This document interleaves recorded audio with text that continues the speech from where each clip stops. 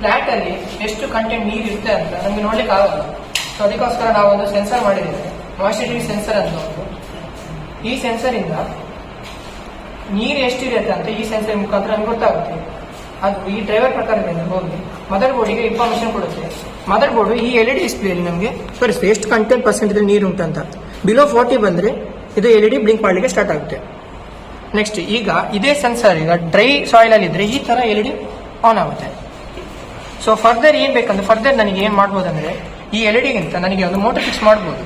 So ಈ agriculture land ಅಲ್ಲೆಲ್ಲ ನಮಗೆ ವಾಟರ್ ಪಂಪ್ ಮಾಡೋದು ತುಂಬಾ ದೂರ ಇರುತ್ತೆ. ಅದ ಪ್ರಕಾರದಿಂದ ನಾವು ಇಲ್ಲೊಂದು ಮೋಟರ್ ಫಿಕ್ಸ್ ಮಾಡಿ ಆಟೋಮೆಟಿಕ್ ಆಗಿ ನೀರು ಆನ್ ಮಾಡಿ ಪ್ಲಾಂಟ್ ಅಲ್ಲ ಅಗ್ರಿಕಲ್ಚರ್ ಫೀಲ್ಡ್ ಈಗ ನೀರು ಸಪ್ಲೈ ಮಾಡೋ ತರ ಸಿಸ್ಟಮ್ ಅನ್ನು ಬೇಕಾದ್ರೆ ನಮಗೆ ಮಾಡ್ಬೋದು. Thank you.